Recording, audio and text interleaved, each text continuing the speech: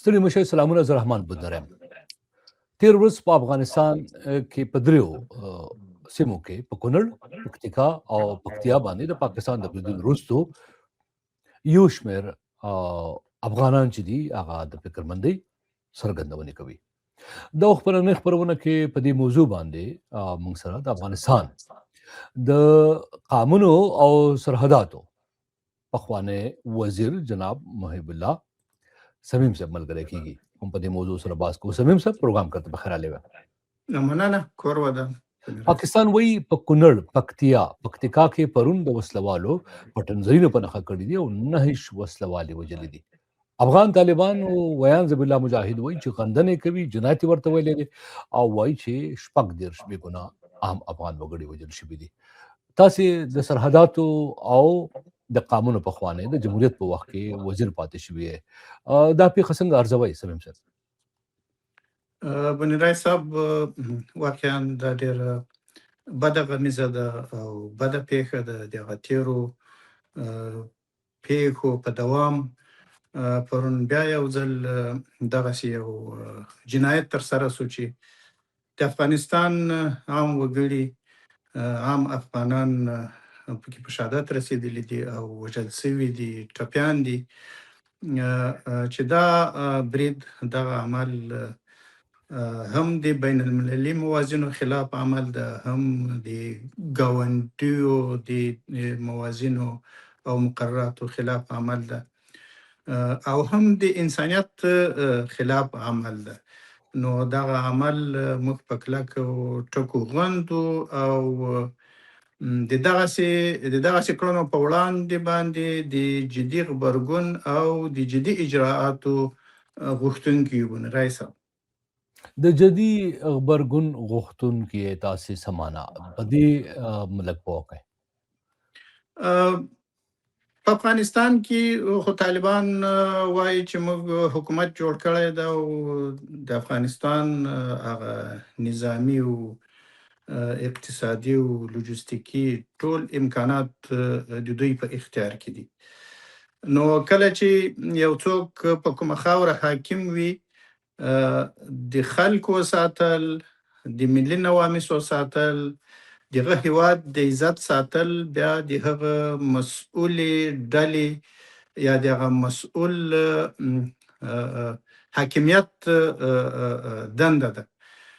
نو دلته طبیعي خبره ده چې موږ غوښتنه هم د افغانستان له اوسني حاکمیت نه ده چې دوی د دغو بریدونو په وړاندې جدي غبرګون وښيي او بالمثل عمل که نشي کولای خو په متفاوت شکل د غبرګون وښيي او عمل دې ترسره کړي، او که د دوی په وس کې نه وي په افغانانو د غږ وکړي، د وطن په خلکو د غږ وکړي چې دوی پکې پاته راغلي دي تر څو افغانان د خپل عزت او خپلو خلکو نه دفاع وکړي او د دغسې غمیزو مخنیوی وکړي او د پای ټکی ورته کړي. سمیم صاحب د افغان طالبانو په ولس باندې غږ کول په دې ځنې یعنی مهم ټکی تاسو ویلو، یعنی کدی په تاسو غږ وکړي په افغانانو باندې، پخوانی نظامیانو باندې، جمهوریت په وخت کې په واکدارانو باندې، په عام ولس کې، نو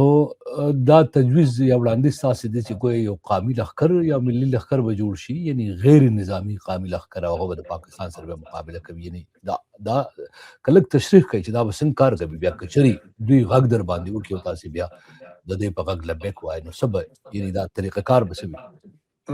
هدف مې دا ده چې دوی خو حاکمان دي او دوی باید غبرګون وښيي. که چېرته دوی ناتوانه یا دوی دا کار نشي کولای، د افغانستان ولس ته دې پرېږدي، دغه ټول مسؤلیت د افغانستان ولس ته پرېږدي چې د افغانستان ولس په خپله لاس په کار سي او له خپله ځانه دفاع وکړي. دی خو اوس نه چاته اسلحه ورپرېږدي، نه چاته د خبرې حق ورکوي، نه چاته دا زمینه سازي کوي چې هغه خپل حق وغواړي. هغه کله دوی نه وي، کله د پاکستان له پوځي رژیم نه وي، دوی خو دا حق نه ورکوي. نو زه وایم که دی هم ناتوانه دی دا کار نشي کولای، بیا د خلکو ته دا کیسه پرېږدي چې خلک خپله سره منسجم سي او د یو قوي انسجام تر چتر قیادت لاندې افغانان د خپل عزت او خپل ملي نواميسو او خپل ځان دفاع وکړای شي.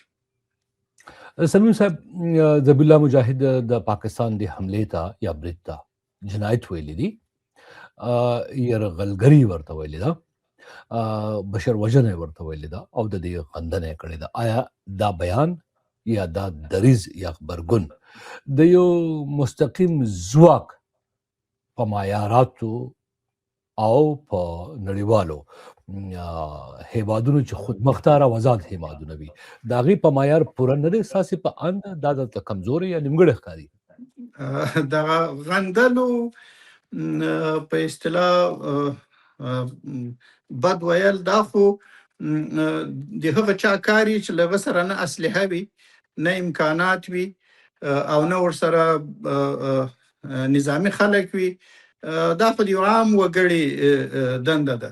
ته باور وکړه نن ما د غندنې پیغام خپور نه کو، ځکه زه من حیث د یو افغان شرمېدم چې زه به تر څو د پاکستان په وړاندې یا د دې پوځي رژیم په وړاندې د غندنې پیغامونه لیږم.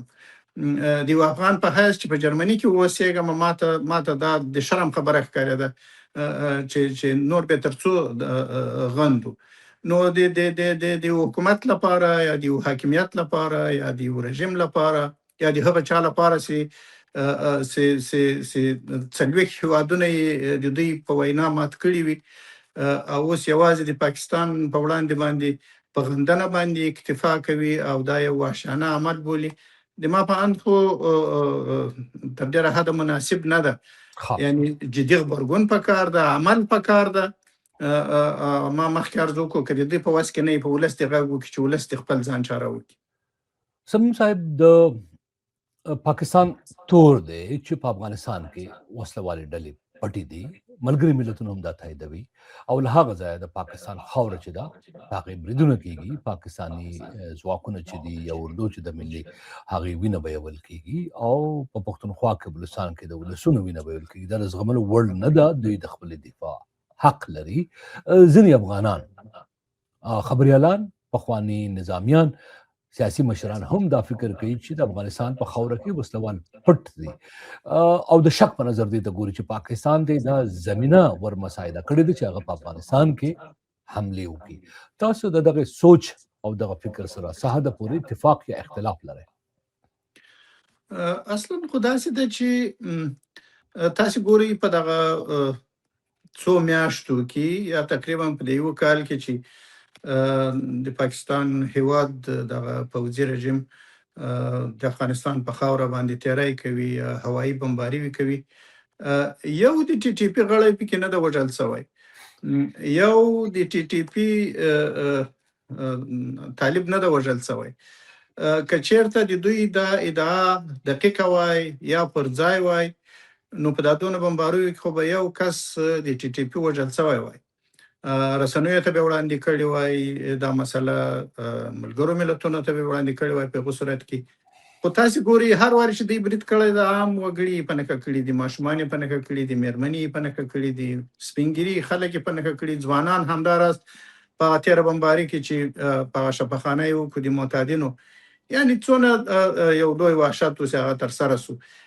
یعنې دغه د دوی دا کړنې دا ثابتوي چې ټي ټي پی په افغانستان کې نشته او ټوله د ډیورنډ له خط اخواته د دوی خواته موجوده ده، اولته عملیات کوي. نو ولې پاکستان بیا دا جنجال جوړوي ځان ته، یو دښمني په سر اخلي چې ټي ټي پی نشته دی؟ تاسو په اند پاکستان د دې عمل مقصد څه دی بیا؟ یو خدا ده چې دوی خپل ولسونو ته دا ښیي چې موږ دا د عملیات کوو او د هغه چا په وړاندې کوو چې هغه په موږ باندې بریدونه کوي. د خپل ولس په سترګو کې خاورې وراچي او دغه پړله ځان لرې کوي. بل دا ده چې دوی غواړي دلته فشار زیات کړي، ځکه د هند او طالبانو د اوسنۍ اړیکې دوی شکمن کړي دي چې ګواکې دا عملیات یا دغه کړنې به له هغه ځایه ترسره کیږي. دوی کوشش کوي چې د هر برید په وړاندې چې په پاکستان کې کیږي دوی په افغانستان کې فشار واچي او افغانان مجبور کی چې له طالب نه هم وضاحت وغواړي. یعنی تاسو باور وکړئ نن زه په دې فکر کې یم چې طالب ولې دا وضاحت له ولس سره ولس ته نه ورکوي، ولې دغه مسایل له ولس سره نه شریکوي. حقیقت څه شی ده؟ آیا ټي ټي پی په افغانستان کې شته که نشته؟ که ټي ټي پی په افغانستان کې وي دا د له ولس سره شریکه کی ترڅو ولس او خلک قومونه د افغانستان خلک د حل لاره پیدا کړي. او که چیرته نه وي دا د هم له ولس سره شریکه کی د ولس په ژبه بیا د پاکستان له رژیم سره خبره وکړو، هغه ته به قناعت ورکړو چې ته د افغانستان خلک مه وژنه، ستا خپل دښمن ستا په خپله خاوره کې. پاکستان البته وایي چې موږ ثبوتونه وړاندې کړي دي. سمیم صاحب وایي چې طالبانو ته عکسونه مو وړاندې کړي دي، معلومات مو ورکړي دي، وخت په وخت مو ورته ویلي دي. ما د ملګرو ملتونو ذکر هم وکړو. او که تاسو یاد وي په کال 2020 کې په پل کنټیننټل هوټل کې د سراج الدین حقانی صاحب په مزګړتوب باندې د پاکستانیانو او د طالبانو د حافظ ګل بادر او مفتی نورولي مسجد ډلو ترمنځ مذاکرات هم شوي وو. آیا دا یو ثبوت نه دی چې په افغانستان کې ټي ټي پی موجود ده؟ که داسې وو چې شاته ځو، یعنی په پخوا کې خو داسې وو چې دغه افغاني طالبان چې نن په افغانستان کې حاکم دي خو دا ټول په پاکستان کې او طبیعي خبره ده چې ټي ټي پی او د افغانستان طالبانو سره خواخوږي هم درلود، عقیدوي تړاو یې هم سره درلود او عقیدوي تړاو ممکن اوس هم سره ولري. زه دا منم چې ټي ټي پی به په یو زماني مقطع کې افغانستان ته راوښتي وي، په یو زماني مقطع کې به په افغانستان کې اوسېدلي وي. اما په پاکستان کې اوسنیو بریدونو او اوسنی وضعیت ته چې زه ګورم داسې ښکارېږي چې ټي پی به اوس ټوله په پاکستان کې وي، ځکه هلته اوس ډېره برلاسې ده، هلته ډېر ازادانه عملیات کوي، هلته ډېر دقیق او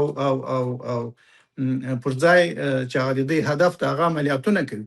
نو د دې معنا دا ده چې دا امکان نه لري چې له کابله یا له خوسته یا له پکتیا نه دا هماهنګ شي یا په اصطلاح رهبري شي. طبیعي خبره ده چې اوس اخواته دي. یعنی په پخوا کې سړی ډېر مسایل دي چې که هغو ته ځو نو خو ډېر څه سوي دي په دې څو وروستیو کلونو کې. پاکستان کې ځینې خبریالان وایي چې د پاکستان غوښتنه د تحریک طالبان افغانستان څخه دا ده چې دوی د ټي ټي پی ترهګره ډله وګرځوي او لیکلی ضمانت دې ورکړي. د دې نه پس د مسلې حل چې دی امکان لري. ستاسې په اند د دې ستونزې یا مسلې حل څه شی دی؟ فکر نه کوم چې طالب داسې اشتباه وکړي چې د بل هیواد یوه ډله چې هغه د خپلو اهدافو لپاره په خپل هیواد کې جنګېږي او دلته د افغانستان طالبان ضمانت ورکوي یا یې ترهګره ډله بولي. دا د افغانستان په طالبانو پورې هیڅ اړه نه لري او نه دا خبره دوی ته، یعنې دا خبره نشي توجیه کېدای چې طالبان راولاړ شي او هغه ترهګره ډله وبولي.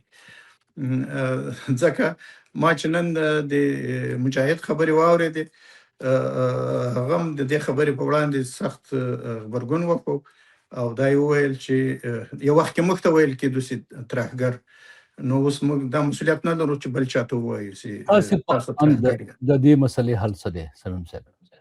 د دې مسلې حل دا ده چې طالبان دي، د افغانستان طالبان دي له خپل ولس سره دا وضعیت شریک کړي، دا حقیقت دې ورسره شریک کړي چې حقیقت څه شی.